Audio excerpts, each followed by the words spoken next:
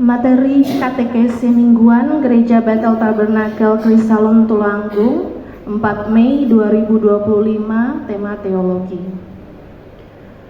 Salah satu inti iman Kristen adalah penyelamatan Yesus Kristus yang menebus dosa dunia, sehingga setiap kita yang berdosa ini boleh selamat karena perjuangan kasih Tuhan kita.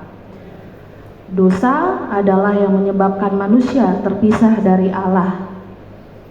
Pada katekesi minggu ini, kita akan membahas tentang dosa. Dengan lebih memahami tentang dosa, kita bisa lebih memahami karya penyelamatan Tuhan terhadap kita. Untuk pembahasan saat ini, kita akan membahas dari sudut pandang teologi gereja barat atau gereja dengan budaya Latin. Menurut gereja barat, dosa dunia terbagi menjadi dua jenis utama. Dari bahasa Latin, jenis dosa yang pertama adalah peccatum originale, yang berarti dosa asli. Dan yang kedua adalah peccatum personale, yang berarti dosa pribadi. Dosa asli sering diterjemahkan ke dalam bahasa Indonesia sebagai dosa asal. Namun, kita akan menerjemahkannya secara literal untuk lebih mudah dalam memahaminya. Dosa asli adalah dosa bawaan yang dimiliki setiap manusia kecuali Tuhan Yesus.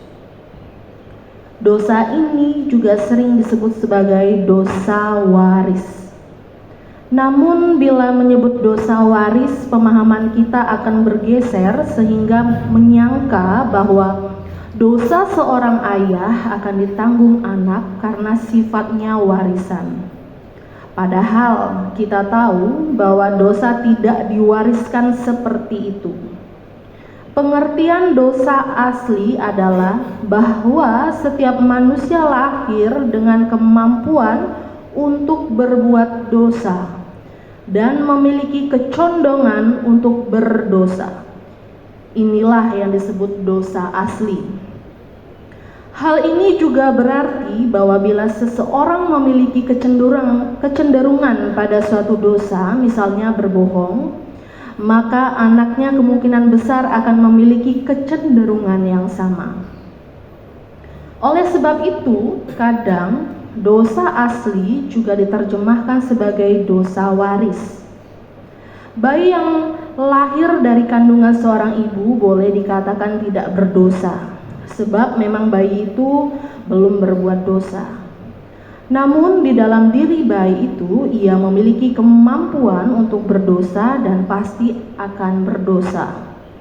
Oleh sebab itu Rasul Paulus menuliskan, semua orang telah berdosa dan kehilangan kemuliaan Allah. Jadi bayi baru lahir pun sebenarnya tetap berdosa karena setiap manusia memiliki dosa asal yang sama.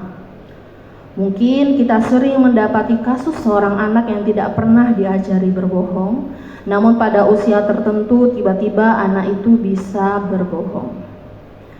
Bagaimana mungkin seorang anak melakukan sesuatu tanpa ada yang mengajarinya berbohong dan tanpa melihat contoh? Atau seperti anak yang tidak pernah memukul atau dipukul orang tuanya, namun tiba-tiba anak itu memukul teman sekolahnya. Itulah yang disebut dengan dosa asal, yaitu bahwa sekalipun manusia tidak pernah diajari berdosa sejak kecil, manusia tetap akan berbuat dosa. Dosa jenis kedua adalah peccatum personale atau dosa pribadi. Dosa ini adalah jenis dosa yang dilakukan oleh manusia dengan kehendak bebasnya sebagai ciptaan Allah. Artinya, jenis dosa ini berbeda-beda pada masing-masing pribadi. Dosa pribadi sendiri dibagi menjadi dua jenis. Pertama, peccatum mortale yang bisa diartikan dosa berat, dan peccatum veniale yang bisa diartikan dosa ringan. Pemahaman tentang dosa berat dan ringan didasarkan pada 1 Yohanes 5 ayat 16 sampai 17 yang menjelaskan bahwa dosa yang mendatangkan maut dan ada dosa yang tidak mendatangkan maut. Yang mendatangkan maut disebut dosa berat, sementara yang tidak mendatangkan maut disebut dosa ringan. Dalam pandangan Gereja Barat, dosa berat adalah tindakan yang melanggar larangan Allah dan dilakukan dengan kesadaran. Misal, berbohong dengan kesadaran, mencuri dengan sadar dan niat, membunuh dengan rencana, dan dosa-dosa lain semacamnya. Sementara dosa ringan lebih tentang hal-hal yang berlawanan dengan nilai-nilai sebagai manusia. Misalnya, amarah tanpa kendali, berkata kotor, ucapan-ucapan kutuk, pikiran kotor atau pikiran jahat, niat jahat, dan hal-hal semacamnya. Dosa ringan seperti ini tidak mendatangkan maut, dalam artian bila kita menyesali perbuatan-perbuatan itu. Namun bila dosa ringan dilakukan dengan sadar dan tanpa penyesalan, maka itu akan menjadi dosa berat. Menurut teologi Gereja Barat, baptisan adalah jalan menyatukan manusia dalam kurban Yesus dan menghapus semua jenis dosa sehingga manusia yang dibaptis menjadi kudus. Baptisan juga menghilangkan dosa asal, sehingga manusia yang dibaptis memiliki kemampuan untuk berhenti dari dosa sama sekali, selama manusia itu sungguh-sungguh menyadari rahmat Allah yang ia terima melalui baptisan.